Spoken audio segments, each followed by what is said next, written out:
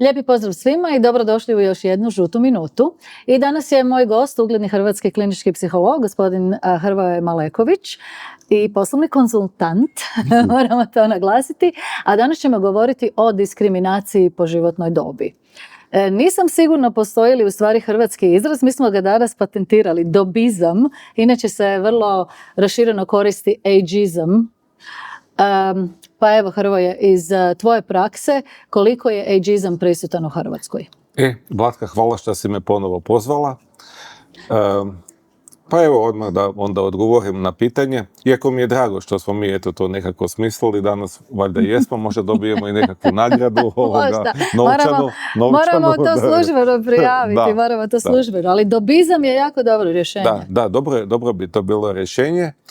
Pa ovako, znači niko nije došao kod mene nikad i rekao ja sam žrtva dobizma ili ageizma ili tako. Obično ljudi dolaze i onda kažu da im je teško naći posao, da im je teško naći partnera, partnericu, da ih djeca više ne posjećuju, da se teško snalaze u promjenama koje se događaju.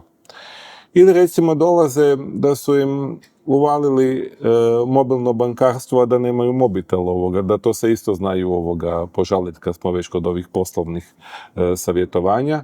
Znači to su sve nekakve posredni simptomi toga da bi ljudi mogli biti na neki način žrtve dobizma, iako to ne izražavaju artikulirano na taj način. Da li to znači da ljudi u Hrvatskoj, govorimo prvenstveno u Hrvatskoj, gdje imam osjećaj da ljudi nisu ni svjesni svih prava koja možda imaju, da nisu u stanju detektirati, prepoznati, definirati što im se u stvari događa? Jer sve su to što si nabrojao razne vrste diskriminacije. Rezultat raznih vrsta diskriminacije. Znači, ono s čim se ja u biti bavim, to je funkcionalna analiza ponašanja. Ta funkcionalna analiza ponašanja može biti u nekom poslovnom smislu, a može biti i na tim fenomenima koji su sad, a i nisu tak više niti novi, samo su prepoznati. Čovjek se žali na neko emotivno stanje ili na nemogućnost nekog ponašanja koje je prije mogao imati, a onda se ide gledati otkud je do toga došlo. I sad, mislim, ne treba biti psiholog pa vidjeti da ako neko ima 50 i kusur godina i teško nalazi posao, a uvijek dobivaju ljudi koji su dosta mlađi, može čak i duplo, da je tu nešto povezano sa godinama. To je jasno samo po sebi. Kad je u pitanju ta diskriminacija, osobito u poslovnom okruženju, zato što to ima izrazito velik utjecaj na naš život i može nam ugroziti egzistenciju, ne dolaze li ljudi kod tebe ipak svjesni da su diskriminirani na poslu, primjerice, da ih se preskače kad su u pitanju bilo kakve promocije na poslu, ili da su doživjeli u komunikaciju, obraćanje koje je na neki način ponižavajuće i kroz kojih se ponižava zbog životne dobi, kroz koju se umanjuje njihova kompetentnost ili nešto slično? Da li ljudi to znaju prepoznati? Da li se žale u vezi toga? Na neki način se žale, ali ne žale se baš tako direktno. Gledajte ovako, ako vi se žalite zbog posla i tamo je nekakav menadžer. Taj menadžer može biti stariji ili mlađi od vas. Nema nigdje da je propisano kakva ta osoba mora biti po godinama. I onda se u pravilu to tretira na sličan način, bez obzira je nekog starija ili mlađa osoba. Pa da li moram se tu ne složiti, zato što ako netko radi, ima ogromno iskustvo, a promovirana je osoba 20 godina mlađa, bez ikakvog iskustva, to je otvorena diskriminacija koja se, da se razumijemo, događa svud. Međutim, vani se to rješava zakonodavstvom i raznim kvotama. Ja znam da deklarativno i u Hrvatskoj isti slučaj. Međutim, kroz praksu i kroz ono što vidimo u društvu, čini mi se da se to u stvari ne koristi i da ljudi sami nisu svjesni nekih mehanizama ili prava koja mogu iskoristiti da bi poboljšali svoj položaj. U tom smislu. Dobro, ali gle, situacija u biti nije tako jednostavna. Evo, dam na nekakav primjer koji je možda ljudima bliži i isto koristi nekakva prava i slično i zakonodavstvo i sve. Evo recimo zviždači. Imamo nekog zviždača i sad taj zviždač ima stvarno prava koja su u tom zakonu baš jasno artikulirana i čovjek se ohrabri i krene iznositi nepravilnosti. I u praksi nastrada. Tako je, da. U stvarnom životu, jasno mi je to. Da. I stvar je u tome da znači, dolazi se do nekog zida gdje u biti je na instituciji da li će ona ili neće sankcionirati taj kako bi to rekao, te radnje koje nisu možda... Njegovu hrabrost u stvari. Da, ali gledajte... I posljedice koje trpi radi svoje hrabrosti. Ali osim tog zakona, ja sam se malo bavio s time, pa mi je onda sad dosta to i friško. Teoretski sam se bavio sa time. Znači, postoji zakon, recimo, da država sama odlučuje hoće li ili neće nekako djelovati po tom pitanju i taj zviždač nije stranka u postupku uopće u tome i on ne mora uopće biti obaviješten. I onda, a sada... Dobro, ali rekla bih da je to vrlo jedna specifična situacija. Tako je, ali je najbolje regulirana zakonom. A dobizam ili džizam, kako ga mi zovemo, nije ni jednu petinu, nije ni 20% na takav način. To je samo spomenuto u nekakvim zakonima. Znači nije niti regulirano u Hrvatskoj to? Ne na način na koji je zakon o zviždačima. Spomenuto je da se ljude ne smije diskriminirati. Mislim da čak ima u zakonu u radu. Jasno mi je da je spomenuto, međutim na koji način se to u stvarnosti kontrolira, sankcionira i na koji način se pomaže ljudima koji su očito diskriminirani na poslu. Da. S obzirom na to da sam ja živjela i živim još uvijek na zapadu, znači živjela sam u Kanadi gdje je to dovedeno do savršenstva, tako da doista ne osjećaš nikakvu diskriminaciju po životnoj dobi, ali to je regulirano i raznim kvotama i kontrolira se na koji način se ljudi zapošljavaju. U Irskoj nije na toj razini, moram reći, i osjetila sam makar kroz neku interpersonalnu komunikaciju neke negativne aspekte, jer želim naglasiti da su najveće žrtve ejdžizma u stvari ljudi srednje dobi, i muškarci i žene, ali ejdžizam, treba naglasiti, može ići u suprotnom smjeru. Ljudi mladi mogu biti diskriminirani na poslu zbog svog neiskustva na poslu. Mogu biti podcijenjeni na neki način, jel? Da. Tako, to je nekakav mač ne samo sa dvije, nego sa više oštrica. Znači, mlađi ljudi su diskriminirani zbog toga što nemaju iskustva i recimo ova generacija Z se općenito proglašava nezainteresiranom i ljenom. A dok recimo... Ima li to uporište u nekoj statistici? Nisam vidio ovako, gledajte, nisam vidio statistiku, ali sam imao priliku raditi, budući da ima dosta ljudi koji dolaze na praksu, pa recimo dolaze na staž. I ja sam se tu ugodno u biti iznenadio, jer baš zbog tog čitanja napisa, novina i toga, u biti ne očekuješ da ima i vrednih ljudi među mlađim ljudima, koje treba prepoznati. Isto tako ima i ljenih među starijim ljudima. I neki put... Ne smijemo to tako reći. Možda manje motiviranih. Ali ono što ja danas želim da svakako ljudima damo do znanja da postoje mehanizmi i načini na kojima im se može pomoći, jer nekako slutim da mnogi ljudi niti ne znaju kad upadnu u taj neki negativni mentalni sklop, kad sami sebe podcjenjuju. Jer kad govorimo o diskriminaciji, ono što je najpogubnije za osobu je upravo to internalizirano ponašanje i predrasuda i umanjivanje vlastite vrijednosti. I to utječe kasnije na kognitivne sposobnosti pa i na rezultate rada, ili tako. Htjela bih, znam da je nezahvalno kao psiholog davati općenite savjete, ali možda da samo ljudima damo do znanja da mogu dobiti pomoć kod tebe konkretno. Evo recimo, drago mi je što ja o tome govorim, zato jer mislim da imam nekakvog iskustva sa time. Zato smo te zvali. Ovako. Ja u okviru ovog svog svakodnevnog rada radim i grupe. Te grupe to su suportivne grupe u smislu da pomažu ljudima sa svakodnevnim tim nekakvim situacijama s kojima se nalaze.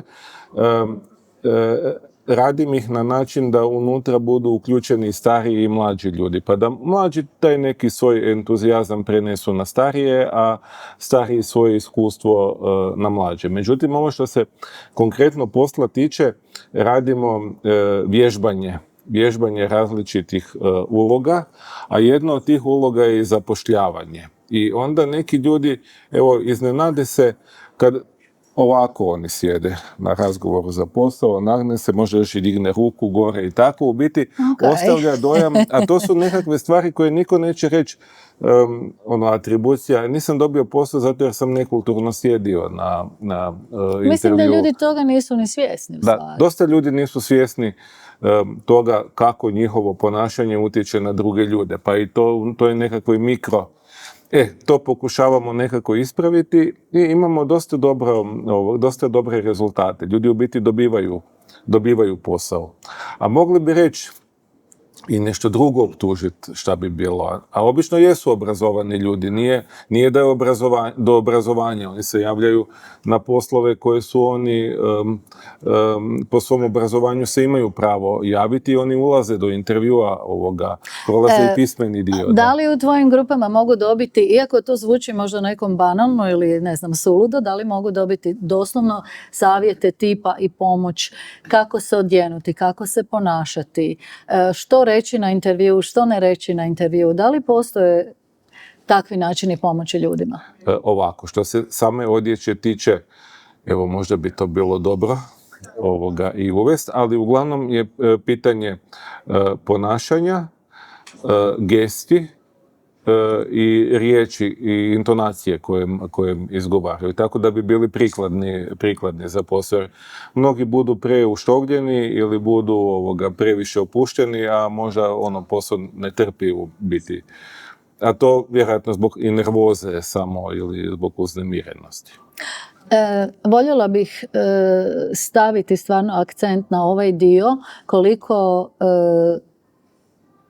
ta internalizirana diskriminacija koju provodimo sami nad samim sobom i povjerujemo u te negativne predrasude, primjerice o starenju, koliko to loše utječe na psihičko zdravlje čovjeka. Pa to jako, šteta je ogromna je šteta od toga i ovako to u biti ide. Znači, nekom kaže, ne znam, prestar si za ovaj posao. I prosti, misliš na intervju? Ili, ne razumijem, u kojem kontekstu? Ne, može... Nije li to ilegalno reći nekome prestar si?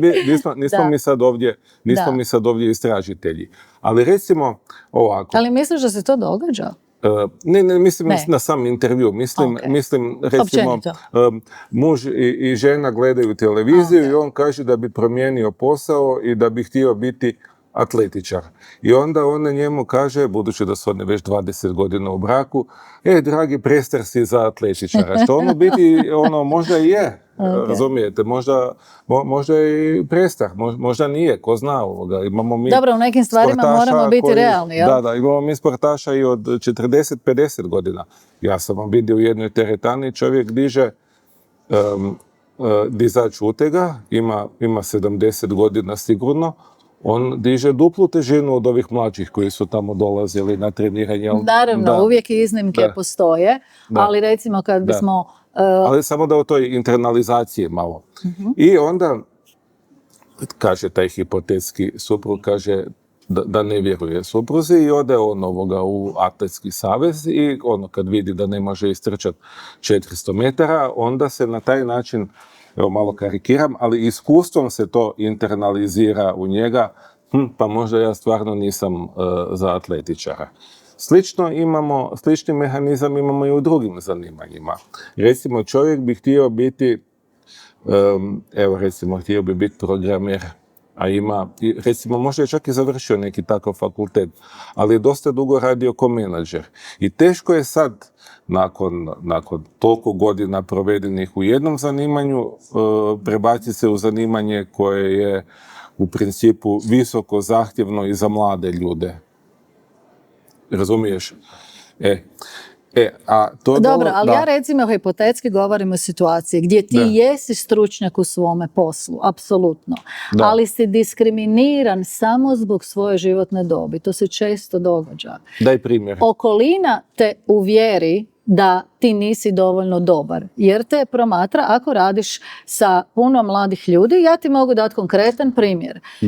S obzirom da sam ja započela neku novu karijeru u 40-ima, jako mladi ljudi gdje sam radila sa ljudima raznih životnih dobi, ali sa nekim jako mladim. Oni doslovno misle da ja ne znam upaliti kompjutor.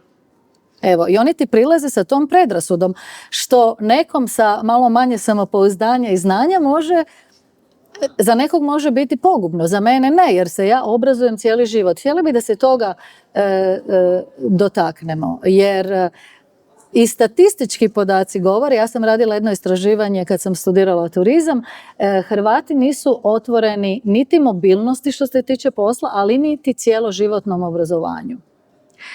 Da. Postoji li pomoć u tom smislu, da se ljude usmjerava i potiče na konstantno obrazovanje ili mijenjanje zanimanja ili nešto slično? Ovako. Znači, kod nas je u principu se traži potvrda o računalima, da čovjek zna. A i nekako je kod nas ta informatička pismenost dosta na visokoj razini u Hrvatskoj i sad recimo kad bi to stvarno bilo usmjereno recimo protiv tebe što su oni to mislili, to bi bio ageizam. Ali pretpostavka da možda tamo negdje u nekoj državi ljudi stariji od 40 ne znaju baš upotrebljavati računalo, je možda iz iskustva. Znači to je onak dosta komplicirano u biti. Ne bih se složila. Uopće nije komplicirano. To je čisto na bazi generacija. Oni jednostavno percipiraju da ako neko ima 50 godina, da on nije tako dobar s kompjutorima, što je vrlo pogrešna pretpostavka. Zato što konkretno, na primjer, generacija X, moja generacija, mi smo već itekako bili upoznati sa informatičkom tehnologijom i postojale su i škole. Ja sam primjerice prva 2 razreda srednje škole išla u matematičko-informatički smjer, ali onda me odvuklo ovo društveno što me više zanima, Centar za kulturu i umjetnost. No evo, ono što bi me isto jako zanimalo i što bi željela naglasiti, jer želim ljudima dati do znanja da pomoć i nekakvi resursi postoje. I da mogu dobiti pomoć u tvojoj grupi. Mogu. Inače, što je jako bitno u borbi protiv diskriminacije? Ta suradnja međugeneracijska. Da. Ovo moje iskustvo sa grupama, ja ih zovem ikebana grupa. Zato jer uvijek se trudim da bude neko stariji, neko mlađi, neko muško, pa žensko, pa tako da to bude nekakva dinamika, da se različita iskustva mogu primijetiti kod polaznika. Jer onda kad ti polaznici vide da možda to njihovo uvjerenje i nije točno, onda će možda ipak krenuti malo eksperimentirati sa time. A to se u biti nadovezuje ovo što ljudi imaju i inače različita uvjerenja i pretpostavke kako svijet funkcionira. Eto, kako se boriti protiv predrasuda? Svi mi imamo neke predrasude. Da, neke... Ovako, to su možda pristranosti, bi možda bilo bolje to nazvat. Znači, mi imamo pristranost u razmišljanju, svako ima nekakve. I nešto od toga je točno. Recimo, odeš u šumu i tamo u šumi, pazi, u šumi vidiš, gladna si, vidiš lijepe crvene bobice, velike. Jel bi krenula to jest? Ja osobno ne bih. Ne bi ni ja. Zato jer velika vjerojatnost da... Možda nisu baš zdrave, ili da su otrovne. Da su otrovne, da. A možda je to šipak. Možda da, ali mislim da ja ne bih riskirala. Da, upravo zbog toga ljudi ne žele riskirati. I tu je recimo s time je povezano čak i ta krivljenje žrtve, na primjer. Sam si je kriv zato jer nije završio bolju školu, zato jer nije mijenjao svoje... Ali to je obrambeni mehanizam. Tako je, to je obrambeni mehanizam, zato jer onda čovjek u biti održava tu jednu pristranost u vjerovanju da je svijet pravedan. I da će on jako dobro proći u životu ako sve radi ispravno, po nekim kriterijima. Znači traži tu nekakvu sigurnost ovoga u tome svemu i otud to sve u biti i dolazi. Znači, što se tiče diskriminacije, smatraš li da trebamo, kad sami vidimo u svom okruženju takve situacije, da trebamo reagirati? Kako bi ti reagirala? Ja bih reagirala, ja osobno. Kako? Šta bi napravila? Pa tako, recimo, ako bih vidjela da netko nekog tretira na jedan negativan ili neadekvatan način ili da ga diskriminira, da ga na neki način ponižava u poslovnom okruženju, samo zato što je drugačiji ili je stariji, danas govorimo o toj diskriminaciji po životnoj dobi. Naravno, diskriminacije postoje na raznim područjima. Ja bih apsolutno razgovarala s tom osobom koja to čini. Ovako, I možda mu ukazala na neke stvari, na jedan razuman način. Ovako, svakako bi to trebalo odreagirati i zato jer bi u biti trebalo zaštititi tu osobu na koju se, bez obzira provodi. Bilo to dijete ili nekakav starac ovoga ili slično. Pogotovo ako to rade nekakvi ljudi koji su u punoj životnoj snazi, zato jer to nije u biti korektno prema nikome. Postoje čak i, mislim da postoje nekakvi pravobranitelji za određena, naravno, ljudska prava. Kojima se može obratiti. Međutim, pitanje je koliko oni imaju posla jer možda oni neće moći odreagirati baš... Jasno. Da. Na svaki zahtjev. Na svaki, da.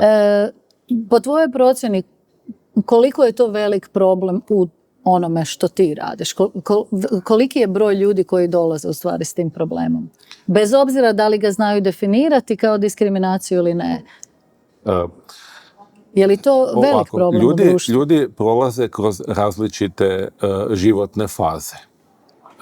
Dolaze, znači ako krećemo nekako od početka, od rađanja, i sad je bitno kako je, na primjer, kako su roditelji ili majka, kako je reagirala na dijete. Pa onda kad to dijete kreće u vrtić, pa onda traži neku autonomiju, pa onda kreće u školu, pa je bitno kakve ocjene ima, koliko se snašlo u školi i to. I onda se te neke životne krize i nemogućnosti adaptacije na te nove životne situacije, to se gomila ako nije ta nekakva životna situacija riješena na ispravan način i pogodno za pojedinca. I onda ako mi dođemo u 50. onda... Mi ne znamo ništa o tome. Dođemo sad u 50. i sad eto, šef se izvikao na nas i rekao je da smo prestari za taj posao i da šta se to točno recimo na zapadu je tako nešto nepojmljivo. Doslovno možeš tužiti kompaniju, doslovno netko može dobiti otkaz. Prvo, nitko ne smije vikati na tebe nikada. Niti jedan menadžer, niti jedan šef. To na zapadu ne postoji. Drugo, imaš takve izvrsne sisteme da bi prijavio bilo kakvu diskriminaciju ili bilo kakav mobbing, da zaista su radnička prava, opet naglašavamo, u Kanadi je to na jednoj vrlo visokoj razini, vrlo visoka. Da ne govorim da kompanije mogu plaćati ogromne odštete. Tako da su u tom trulom kapitalizmu, kojeg se često proziva, radnička prava jako zaštićena. U tome... Ja ovo ne bi sad sa pravne zato jer ja ovo pravo baš nije baš da razumijem najbolje, ali samo bi pokušao nekak ti pojasniti kako to izgleda, pitala si me kako. Kroz svoju praksu. Da, kroz moju prizmu, da. Znači, i onda sad kad neko dođe sa 50, onda u principu treba odmotati sve to što se prije događalo i treba vidjeti da li postoje neke transgeneracijske traume, možda nekakvih neriješenih situacija obiteljskih koje su ušle u život tog čovjeka, a da on ni ne zna, da nije svjestan toga svega. I onda treba vidjeti šta je moguće sa time napraviti. Kod nekih je moguće napraviti više, ali neki se nemaju za šta uhvatiti i onda im je potrebno puno ozbiljnija i dugotrajnija pomoć u svemu tome. Ne smijemo zaboraviti kod tog. Evo, meni je puno bliži ovaj kognitivni i profesionalni ageizam i sad on ima, mislim, čovjeku padaju kognitivne sposobnosti kako uđe u srednju dob. I ne možemo sad više očekivati, evo, ja sam isto završio matematičku gimnaziju pa su mi programeri bliski. Evo, ne mogu ja od sebe očekivati da ja na isti način uopće percipiraš i koristiš tehnologiju kao netko od 20 godina, to mi je jasno. Da. I meni je to isto kad sam bio sa 20 godina bilo pa kaj napisati, ne znam, algoritam za sortiranje je bilo ovak. Ali danas to više ne bi bilo te neke druge. Naravno, ali opet ja se moram vratiti. Ja bih svakom predložila, doista, preporučila to neprestano cjeloživotno obrazovanje. Mislim da to čovjeka prvo čini mladim. Da tvoje kognitivne sposobnosti puno sporije, recimo, padaju. Naravno da je to individualno, ali ja vjerujem barem iz mog osobnog primjera da to funkcionira i da je jako važno. Uvijek učiti nove stvari. Što ti o tome misliš? Ja mislim da je to jako bitno i to se ovaj moj poslovni aspekt rada na tome i bazira. I to uopće nije teško. Znači danas, čak i ako čovjek sam odluči ulagati u sebe, ima ove Coursera jedan, pa Udemy i ne znam, i takve platforme koje su pogodne za nekakva mikroučenja, gdje mogu naučiti neku vještinu u principu za 3 tjedna. I onda su oni u biti i sami zadovoljniji sa sobom, a i mogu nešto novo. Evo čime se ti baviš? Evo, ja se bavim sa zidanjem. Mene je fasciniralo to kako čovjek može složiti jednu ciglu na drugu, pomiješati sa nekakvom pjeskom. A ja sam shvatila da se baviš i stolarijom, da si izučio. Da, tako. Znači, zanima me stolarija, zanima me zidanje i to, zato jer to mi daje jednu određenu vrstu distrakcije, da mogu raditi nekakve intervencije u prostoru koje onda tamo ostanu za stalno. Eto, ja sam inače, ova tema mi je jako osobna, jako mi je bitna kao osoba, jer sam se sama susrela tijekom života sa diskriminacijom. Počevši od show biznisa, gdje naravno su pravila okrutna i već sa 30 godina ti počnu između redova govoriti da si prestar za show biznis, ali primjerice kad sam ja u mojim 40-ima odlučila studirati, meni su se uglavnom ljudi smijali. I ja sam onda opet studirala sa 47 godina, jer vjerujem da čovjek treba uvijek sebe nadograđivati i samog sebe činiti boljim, življim, bez obzira da li ćeš ti konkretno to zanimanje iskoristiti u životu ili ne.